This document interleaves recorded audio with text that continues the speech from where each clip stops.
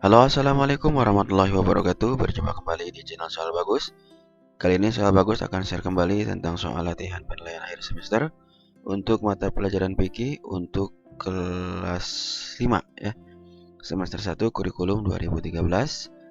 Bersama ini sudah tersedia soal-soalnya untuk bahan belajar teman-teman semuanya, sehingga teman-teman bisa siap ya menghadapi ujian akhir semester pada tahun ini. Baiklah, sebelum dilanjut silahkan di subscribe dulu channelnya untuk mendapatkan informasi yang terbaru. Dan bagi yang sudah subscribe, saya bagus ucapkan banyak sekali terima kasih. Oke, langsung saja kita ke nomor 1. Zakat yang bertujuan untuk membersihkan jiwa adalah zakat titik-titik. A. Zakat fitrah. B. Zakat mal. C. Zakat tijarah. Atau D. Zakat an'am. Ya, zakat fitrah ya. Nomor 2. Barang yang dikeluarkan untuk menunaikan zakat fitrah berupa titik-titik. Harta benda, binatang ternak, makanan pokok, atau emas dan perak. Zakat fitrah ya. Ya, jawabannya adalah makanan pokok, makanan sehari-hari ya. Nomor 3. Kadar atau ukuran zakat fitrah adalah 1 sa' yang disertakan dengan berapa kilo ya? 2,1 kg, 2,5 kg, 2,1 liter, atau 2,5 liter. Ya, jawabannya adalah 2,5 kg. Nomor 4, lafaz yang bergaris bawah mempunyai arti ya. Ini lafaznya. Khud min amwalihim shadaqatan tutahhiruhum wa tuzakkihim biha wa sholli 'alaihim. Tutahhiruhum, lafaz yang bergaris bawah artinya membersihkan, menyucikan, memberikan, atau menghilangkan. Ya, membersihkan. Nomor 5. Berikut ini yang tidak termasuk mustahik zakat adalah, ya maksudnya orang-orang yang berhak mendapatkan zakat ya, penerima zakat. Ya, yang bukan, yang tidak. Fakir, gharim, ibnu sabil, anak yatim. Ya, yang mana? Jawabannya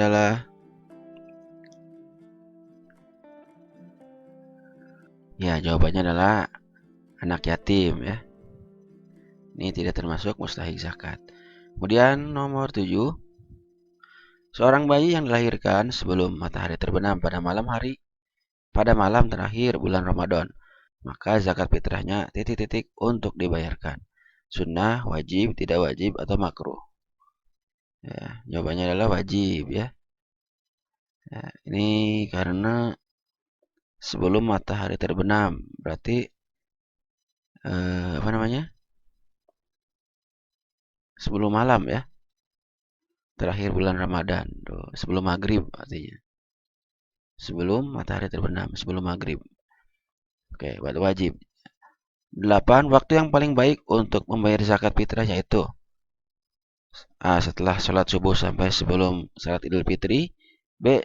Setelah sholat idul fitri sampai terbenam matahari. C. Malam hari raya idul fitri sampai subuh. Atau D. Tanggal 1 sampai 30 Ramadan. Ya, jawabannya itu A ya, yang paling baik itu. Setelah sholat subuh sampai sebelum sholat idul fitri. Ya, tapi karena khawatir tidak tersalurkan, maka jauh-jauh hari sekitar 3 hari sebelum Idul Fitri sudah dibagikan ya kalau di daerah kita. Ini menjaga supaya mencegah tidak tersalurkannya zakat Idul Fitri, zakat fitrah ya. Oke, nomor 9. Infak dilakukan secara sukarela tanpa ada paksaan dengan jumlah harta yang titik-titik. Dikehendaki sedikit saja, ditentukan sebanyak-banyaknya. Ya. Ini infak itu kalau bisa sebanyak-banyaknya ya. Itu. Nomor 10. Wama anfaqtum min syai'in fahuwa apa nih? Fahuwa yukhlifu. Nah, arti lafaz yang bergaris bawah adalah sesuatu yang kamu inginkan, sembunyikan, berikan, terima. Anfaqtum, infak. Jadi jawabannya adalah berikan ya. Infak itu memberikan. 11, urutan pertama orang yang paling utama yang untuk diberikan infak adalah anak yatim, fakir miskin, keluarga, tetangga. Iya, keluarga dulu ya, diinfakin, diinfakin, dikasih infak. Nah, itu ya. Tuh. Kemudian nomor 12, ini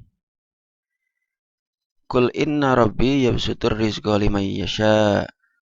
Patokan ayat di atas menerangkan tentang salah satu manfaat infak, yaitu A. Membuka pintu rezeki, B. Menambah keimanan, C. Meningkatkan syiar Islam, atau D. Mempererat persaudaraan. Di sini ada kata-kata rizqa ya, liman yasha. Membuka pintu rizki ya jawabannya. Ini jawabannya A. 13. Berikut ini yang bukan termasuk manfaat dari infak adalah A. Menambah keimanan, B. Membuka pintu rezeki, C. Meningkatkan syiar Islam, D. Merenggangkan persaudaraan. Nah, ini jelas ya. Ini bukan nih. Malah jadi mempererat ya persaudaraan seharusnya. Nomor 14. Allahumma a'ti munfikon khalafan. Patokan di atas menjelaskan tentang manfaat infak, yaitu diampuni dosa-dosanya, kemudian mendapat pahala yang besar, mendapat ganti atas harta yang diinfakkan, meningkatkan syiar agama Islam. Ya, jawabannya itu adalah mendapat ganti atas harta yang diinfakkan. Kemudian nomor 15. Lan tanalul birra hatta tunfiqu mimma tuhibbun. Nah, berdasarkan potongan ayat di atas, belum sempurna kebaikan seseorang sebelum berinfak dengan harta benda yang A. Dibenci, B. Dicintai, C. Dimiliki, atau D. Dikehendaki. Ya, nomor 15 adalah B. Dicintai. Nomor 6, ikhlas adalah kunci utama diterimanya amal ibadah kita. Ikhlas artinya mengharap imbalan, mengharap pujian, semata-mata karena manusia atau semata-mata karena Allah. Nah, jadi ikhlas itu adalah jawabannya semata-mata karena Allah ya. 17. Al-yadul ulya khairum minal yadis sufla. Maksud yang terkandung dari hadis tersebut di atas adalah tangan kanan lebih baik daripada tangan kiri, tangan di bawah lebih baik daripada tangan di atas, meminta lebih baik daripada memberi, memberi lebih baik daripada meminta. Jawabannya apa? Ya, nomor 17 itu jawabannya D ya, memberi lebih baik daripada meminta. Kalaupun misalkan tangan di atas harusnya ya bukan di bawah. Tangan di atas lebih baik daripada tangan di bawah. Ini yang keliru nih, hati-hati ya. Kejebak. Jadi jawabannya nih, memberi lebih baik daripada meminta. 18. Sedekah tidak tertentu berupa harta benda saja, tapi juga dapat berupa tenaga, pemikiran, lisan, dan pakaian, makanan, sikap, uang. Iya, jawabannya nih, iya dengan sikap juga ya. Sedekah kayak senyum ya. Tabassamu biwajhil akhi sedekah gitu ya. Tuh. Kemudian nomor 19. Sedekah sifatnya lebih luas dibandingkan infak. Sedekah tidak hanya berupa harta tetapi juga bisa berupa sikap. Misalnya, nah ini tabassam ya. Kepada teman, mengucap salam, santun kepada pengemis, menyumbang korban bencana alam. Ini jawabannya yang mana nih? Nah, jawabannya adalah A ya. Oke, nomor 20, ikhlas adalah kunci utama diterimanya amal ibadah kita. Ikhlas artinya, ini sudah tadi ya, mengharap imbalan, mengharap pujian, semata-mata karena Allah, semata-mata karena manusia. Ini ya, semata-mata karena Allah.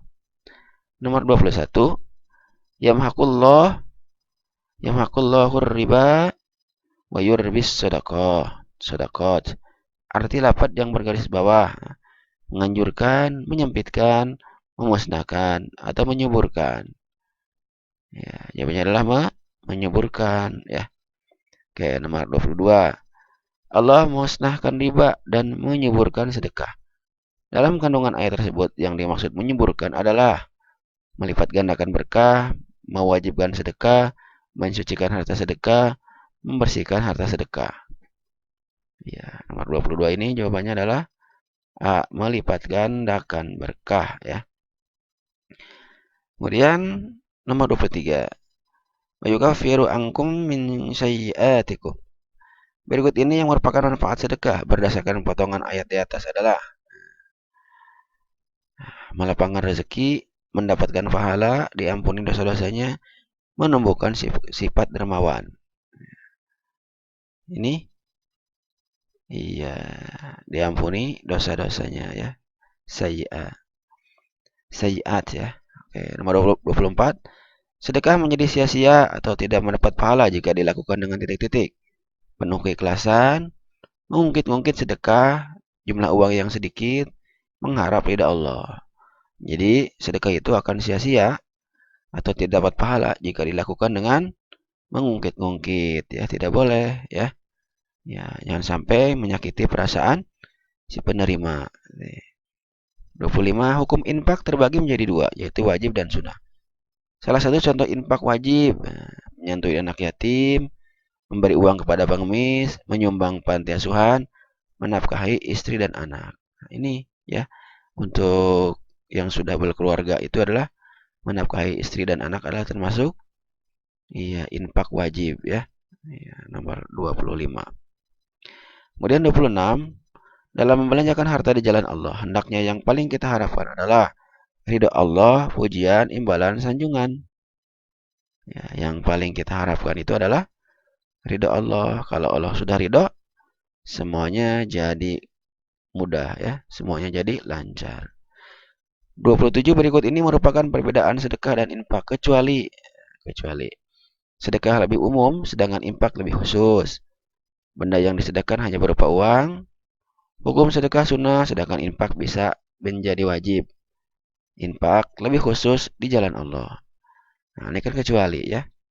Kecuali itu jadi ya, tidak hanya uang saja ya. Bisa makanan, bisa tadi senyum juga ya, bisa sedekah.